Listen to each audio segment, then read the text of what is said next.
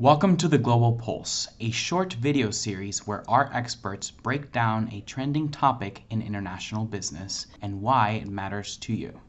Last week, President Trump announced his tariffs, and I was particularly interested in the tariffs on wine-producing countries.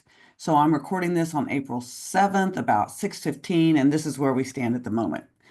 Now, you remember a few months ago, he actually proposed a 200% tariff on wines coming from the EU. So the 20% that he did propose finally last week on all products coming from the EU might seem like not so bad. This is going to impact wines from France, Italy, Germany, Spain, sort of the big sections in your wine store, 20%. South Africa took a bigger hit of 30%, and we are their fourth largest export country. So that's going to be a challenge for them. Argentina, Chile, New Zealand, Australia all will face a 10% import on their wine. But who's going to pay for this import tax? Well, dear wine drinker, it's likely going to be you and me. The importer has to pay the tax at the border, but they're going to try and spread that around. These aren't huge companies. So they're going to try and push some back to the producer, most likely, which tend to be in Europe and I'm going to stick to Europe, smaller companies. Distributors in the US, the importer may try and get them to share the cost. The distributor of course, is any cost they absorb, they are going to try to pass to the retailer. And the retailers who work on small, very thin margins are almost certainly going to pass some of that cost on to you and me. Let's talk about the retailers a little bit. A lot of their bread and butter comes from what we might call a daily drinker, sort of a wine in the $10 to $12 range. And the price of a lot of these are going to go up because they're high volume through the retailer. So a small price increase can have a larger impact on the retailer. So if you're the person who likes a $10 or $12 bottle of wine to drink on a Tuesday night, you're probably going to see an increase on that. Let's talk about small restaurants, especially ones that focus on European cuisine. They're going to be in a difficult position because they buy their wines, they choose their wine list to match their food.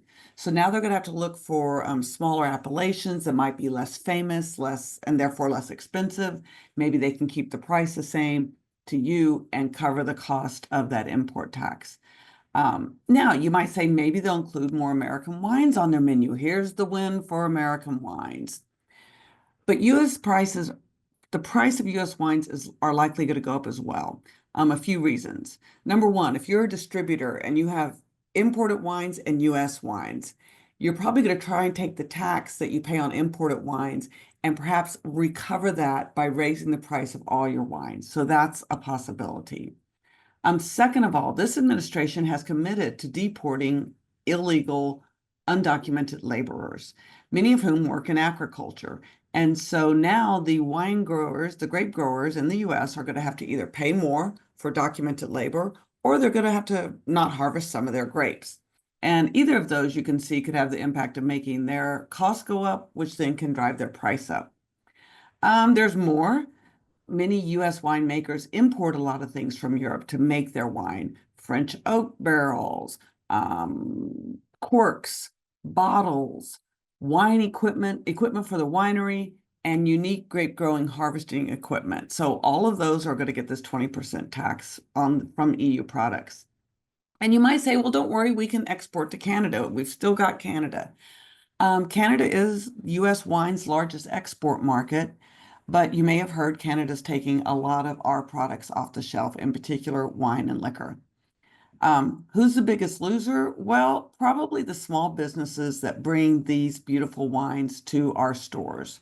The grape growers in Europe, the South Africa, the producers, the negociants, the importers, the distributors, the small retailers, the restaurants, and folks like you and me. If you enjoy a nice, unique, inexpensive wine made by a small producer, you're going to probably pay more for that. Worst case, what we're going to see on the shelves are big industrial made mass market wines made in the US, maybe in one of these other countries that don't have a high tariff, because they're likely the ones that have the liquidity who can wait this out.